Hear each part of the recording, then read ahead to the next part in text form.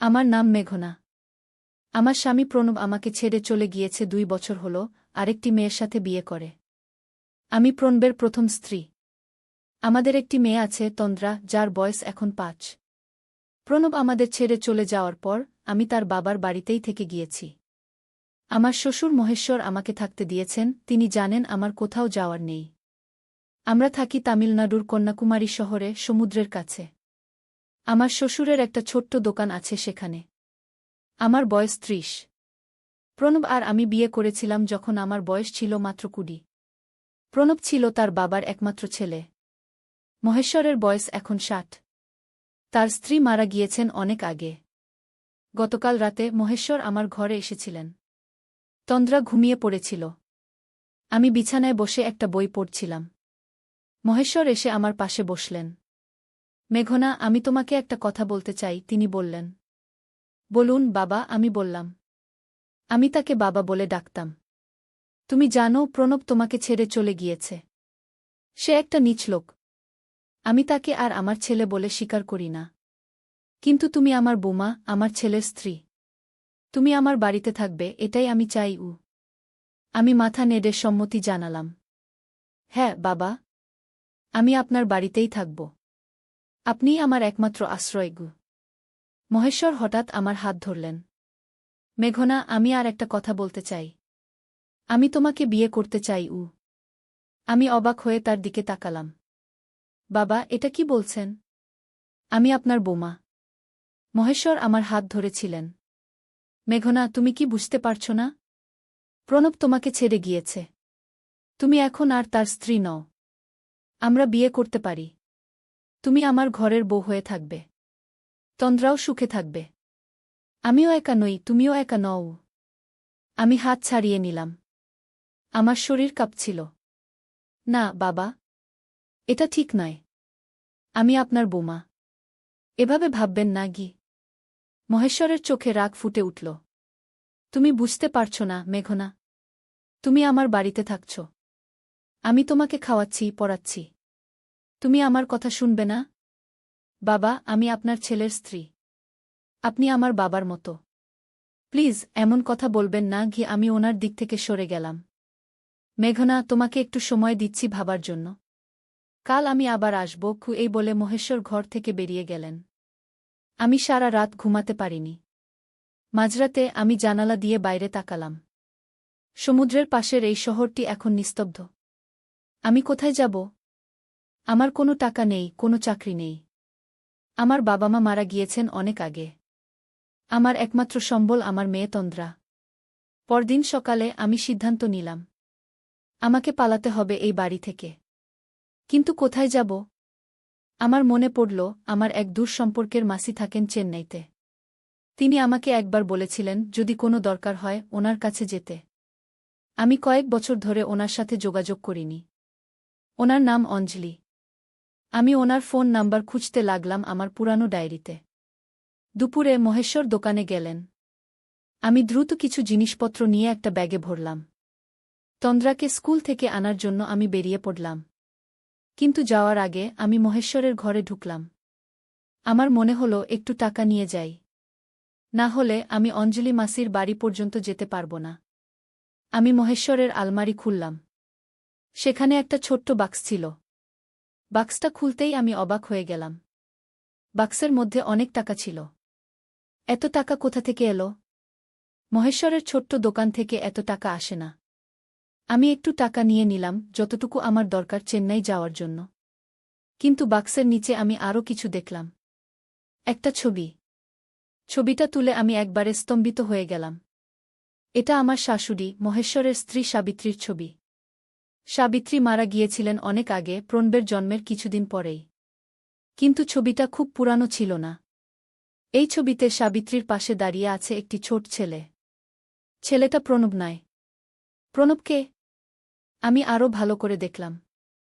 ছবির পিছনে একটা তারিখ লেখা ছিল, 1995। কিন্তু প্রণবের জন্ম 1988 সালে। তাহলে এই ছেলেটা কে? আমি ছবিটা ব্যাগে রাখলাম। আমি আরও ঘাটাঘাটি করতে লাগলাম। আলমারির পিছনে একটা গোপন জায়গা পেলাম। সেখানে আরও কিছু কাগজপত্র ছিল। একটা চিঠি যা সাবিত্রী লিখেছিলেন মহেশ্বরকে। চিঠিতে লেখা ছিল, আমি জানি তুমি আমাকে কি করেছ। আমি সব জানি। তুমি ভেবেছ আমি কিছুই জানি না, কিন্তু আমি জানি তুমি সেই ছেলেটাকে কোথায় রেখেছ। আমি একদিন তাকে নিয়ে চলে যাব। এই চিঠি কবে লেখা হয়েছিল? তারিখ দেখলাম 1992। সাবিত্রী তো মারা গিয়েছিলেন 1990 সালে প্রণবের জন্মের 2 বছর পর। তাহলে এই চিঠি কে লিখেছে? সাবিত্রী বেঁচে আছেন? আমার মাথা ঘুরতে লাগল। আমি সব কাগজপত্র আমার ব্যাগে ভরে নিলাম। আমি এখনই বের হওয়ার জন্য মোড়লাম, এমন সময় দরজার শব্দ হল। কে এলো? মহেশ্বর কি ফিরে এসেছেন? আমি দরজার দিকে তাকালাম। না, মহেশ্বর নয়। একজন অচেনা মহিলা দাঁড়িয়ে আছেন। তিনি বয়স্ক, 60-এর উপর বয়স হবে। তিনি আমার দিকে তাকিয়ে বললেন, তুমি মেঘনা? আমি অবাক হয়ে গেলাম। হ্যাঁ, আমি মেঘনা। আপনি কে? মহিলাটি একটু হাসলেন। আমি সাবিত্রী। আমি যেন বিদ্যুৎ স্পর্শে চমকে উঠলাম। সাবিত্রী? কিন্তু আপনি তো মারা গিয়েছেন। না মেঘনা, আমি মারা যাইনি। মহেশ্বর সবাইকে বলেছে আমি মারা গিয়েছি। কিন্তু আমি বেঁচে আছি। আমি এসেছি আমার ছেলেকে নিতে। আপনার ছেলে? প্রণব? না, প্রণব আমার ছেলে নয়। প্রণব হল মহেশ্বরের আরেক স্ত্রীর ছেলে। আমি যখন জানতে পারলাম মহেশ্বরের আরেক স্ত্রী আছে, আমি চলে যাই। কিন্তু মহেশ্বর আমার ছেলেকে আমার কাছ থেকে ছিনিয়ে নেয়। আমি অনেক বছর ধরে খুঁজছি আমার ছেলেকে। আমি কিছু বুঝতে পারছিলাম না। আপনার ছেলেকে? কোথায়? আমার ছেলের নাম অনির্বাণ। সে এখন প্রায় 30 বছর বয়সী। মহেশ্বর তাকে লুকিয়ে রেখেছে। আমি মনে মনে হিসাব করে দেখলাম। অনির্বাণের বয়স 30, আর আমার স্বামী প্রণবের বয়স 27। তাহলে কি প্রণব মহেশ্বরের আরেক স্ত্রীর ছেলে? এবং অনির্বাণ কোথায়? আমি বহু বছর ধরে খুঁজে বেড়াচ্ছি। আমি শুনেছি মহেশ্বর এখানে থাকে। আমি আসলাম তোমার সাথে কথা বলতে। কারণ আমি জানি তুমিও একজন শিকার মহেশ্বরের। আমি? আমি কিসের শিকার? মহেশ্বর কি তোমাকে বিয়ে করতে চেয়েছে? আমি আঁতকে উঠলাম। আপনি কি করে জানলেন? কারণ মহেশ্বর এমনই। সে যাকে দেখে তাকেই বিয়ে করতে চায়। সে তোমার স্বামী প্রণবকে দূরে সরিয়েছে যাতে তোমাকে বিয়ে করতে পারে। প্রণব? প্রণব আমাকে ছেড়ে চলে গিয়েছে। না মেঘনা, প্রণব তোমাকে ছেড়ে যায়নি। মহেশ্বর তাকে জোর করে পাঠিয়েছে। হয়তো ভয় দেখিয়েছে বা টাকা দিয়েছে। আমি বিশ্বাস করতে পারছিলাম না। কিন্তু প্রণব আরেকটি মেয়েকে বিয়ে করেছে। সেটাও মহেশ্বরের চক্রান্ত। মহেশ্বর চায় না তুমি প্রণবের কাছে ফিরে যাও। সে তোমাকে নিজের করতে চায়। আমার মনে পড়ল প্রণব যাওয়ার আগে কেমন অদ্ভুত আচরণ করছিল। সে খুব চিন্তিত ছিল, কাউকে কিছু বলছিল না। একদিন রাতে আমি তাকে কাঁদতে দেখেছিলাম। পরের দিন সকালে সে চলে গিয়েছিল। কিন্তু আপনি কি করে জানেন এসব? আমি অনেক বছর ধরে মহেশ্বরকে খুঁজছি। আমি জানি সে কেমন মানুষ। সে আমার ছেলেকে লুকিয়ে রেখেছে যাতে আমি তাকে না পাই। আমি খুঁজতে খুঁজতে এখানে এসেছি। আমি ব্যাগ থেকে ছবিটা বের করলাম। এই ছবিটা কি আপনার? সাবিত্রী ছবিটা দেখে চোখে জল এনে ফেললেন। হ্যাঁ, এটা আমি আর আমার ছেলে অনির্বাণ। এটা অনেক বছর আগে তোলা। আমি যখন তাকে একবার দেখতে পেয়েছিলাম তখন এই ছবিটা তুলেছিলাম। কিন্তু তারপর আবার মহেশ্বর তাকে লুকিয়ে ফেলেছে। আপনি কি জানেন অনির্বাণ কোথায়? না, আমি জানি না। আমি শুধু জানি সে এখনও বেঁচে আছে। আর মহেশ্বর জানে সে কোথায়। আমি মহেশ্বরের আলমারি থেকে পাওয়া কাগজপত্র সাবিত্রীকে দেখালাম। সেখানে একটা ঠিকানা ছিল। এটা কি অনির্বাণের ঠিকানা হতে পারে? সাবিত্রী ঠিকানাটা দেখলেন। হতে পারে। এটা চেন্নাইয়ের একটা ঠিকানা। আমরা যেতে পারি দেখতে। আমি তখনই সিদ্ধান্ত নিলাম। আমি আপনার সাথে যাব। আমার মেয়ে তন্দ্রাকে স্কুল থেকে নিয়ে আসি। আমরা এখনই চেন্নাই যাব। সাবিত্রী মাথা নাড়লেন। না মেঘনা, তুমি একা যাও। আমি এখানে থাকব। মহেশ্বর ফিরে এলে আমি তার সাথে মুখোমুখি হব। আমি তাকে জিজ্ঞেস করব সে আমার ছেলেকে কোথায় লুকিয়ে রেখেছে। কিন্তু আপনি একা মহেশ্বরের মুখোমুখি হবেন?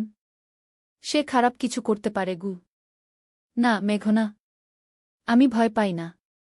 আমি অনেক বছর ধরে এই দিনের জন্য অপেক্ষা করছি। তুমি যাও, অনির্বাণকে খুঁজে বের করো। তারপর আমাদের জানাও। আমি দ্রুত তন্দ্রাকে স্কুল থেকে নিয়ে এলাম। সাবিত্রী আমাদের বাস স্টপ পর্যন্ত এগিয়ে দিলেন। আমরা চেন্নাইয়ের বাসে উঠে পড়লাম। বাসে যেতে যেতে আমি ভাবছিলাম, এই ঠিকানায় কি সত্যিই অনির্বাণকে পাব? আর প্রণব কোথায়? সে কি সত্যিই আরেকটি মেয়েকে বিয়ে করেছে? নাকি সেটাও মহেশ্বরের মিথ্যা? আমরা সন্ধ্যায় চেন্নাই পৌঁছালাম। আমি ঠিকানাটা খুঁজে বের করলাম। এটা শহরের একটা ভালো এলাকায়। একটা সুন্দর বাড়ি। আমি দরজায় নক করলাম। দরজা খুলল একজন মহিলা। তিনি প্রায় আমার বয়সী। তিনি আমাকে জিজ্ঞেস করলেন, আপনি কাকে চান? আমি অনির্বাণকে খুঁজছি গু। মহিলাটি একটু অবাক হলেন। অনির্বাণ? তিনি তো এখানে থাকেন না। তিনি এই বাড়ির আগের মালিক ছিলেন। তিনি 2 বছর আগে চলে গিয়েছেন গ। আমার মন খারাপ হয়ে গেল। আপনি কি জানেন তিনি কোথায় গিয়েছেন? না, আমি জানি না। আমরা এই বাড়িটা কিনেছি একটা এজেন্টের কাছ থেকে। অনির্বাণকে আমরা কখনো দেখিনি গি। আপনি কি জানেন সেই এজেন্টকে? আমি তার সাথে কথা বলতে চাই। মহিলাটি আমাকে এজেন্টের ফোন নাম্বার দিলেন। আমি ফোন করলাম, কিন্তু কেউ ধরল না। তখন অনেক রাত হয়ে গিয়েছিল। আমি আর তন্দ্রা একটা হোটেলে রাত কাটালাম। পরের দিন সকালে আমি আবার এজেন্টকে ফোন করলাম। এবার একজন লোক ফোন ধরল। হ্যালো, আমি রাজেশ বলছি। আমি একটা রিয়েল এস্টেট এজেন্ট। নমস্কার রাজেশ। আমি একটা বাড়ির আগের মালিকের সম্পর্কে জানতে চাই। তার নাম অনির্বাণ গু। অনির্বাণ? হ্যাঁ, আমি তাকে চিনি। তিনি আমার মাধ্যমে ওই বাড়িটা বিক্রি করেছিলেন গু। আপনি কি জানেন তিনি এখন কোথায়? না, আমি জানি না। তিনি বলেছিলেন তিনি বিদেশে যাচ্ছেন। আমি তাকে আর দেখিনি গি। আমি হতাশ হয়ে গেলাম। আপনার কাছে কি তার কোনো ফোন নাম্বার বা ঠিকানা আছে? না, আমার কাছে তার কোনো যোগাযোগের তথ্য নেই। তিনি বাড়ি বিক্রি করার পর সব টাকা নিয়ে চলে গিয়েছিলেন গু। আমি ফোন রেখে দিলাম। এখন কি করব? আমি সাবিত্রীকে ফোন করলাম, ওনার নাম্বারটা আমি রেখে দিয়েছিলাম। সাবিত্রী মাসি, আমি ঠিকানায় গিয়েছিলাম, কিন্তু অনির্বাণ সেখানে নেই। তিনি 2 বছর আগে চলে গিয়েছেন বিদেশে গু। সাবিত্রী একটু চুপ থাকলেন। আমি বুঝতে পারছি। মহেশ্বরও ফিরে আসেনি এখনো। আমি অপেক্ষা করছি গু। আপনি সাবধানে থাকবেন।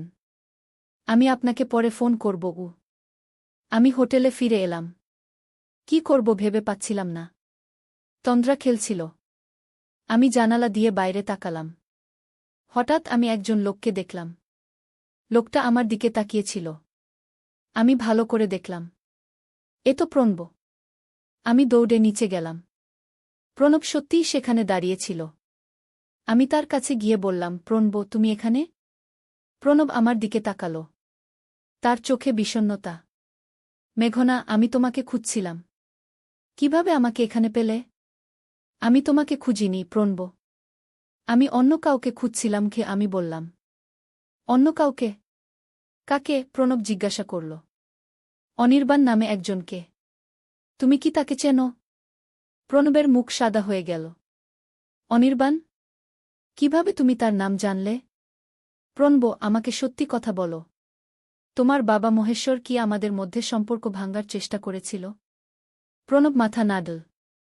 হ্যাঁ মেঘনা। বাবা আমাকে ভয় দেখিয়েছিল।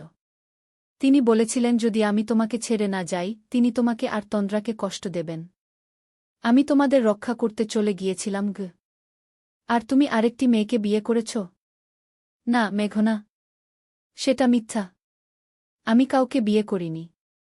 আমি বাবার কথায় চলে গিয়েছিলাম, কিন্তু প্রতিদিন তোমাদের কথা ভেবে কাঁদতাম গু। আমি চোখে জল নিয়ে প্রণবকে জড়িয়ে ধরলাম। প্রণব, আমি সাবিত্রীকে দেখেছি গু। প্রণব চমকে উঠল। সাবিত্রী? তিনি তো মারা গিয়েছেন গু। না, তিনি বেঁচে আছেন। তিনি এখন তোমার বাবার বাড়িতে আছেন। তিনি বলেছেন তুমি তার ছেলে নও। তুমি তোমার বাবার আরেক স্ত্রীর ছেলে গু। প্রণব চুপ করে গেল। হ্যাঁ মেঘনা। আমি জানি। আমি একদিন বাবার কাগজপত্র ঘাঁটতে গিয়ে সব জেনে গিয়েছিলাম। আমার আসল মা অন্য কেউ, যিনি মারা গিয়েছেন আমার জন্মের পরেই। আর সাবিত্রী হলেন বাবার আসল স্ত্রী।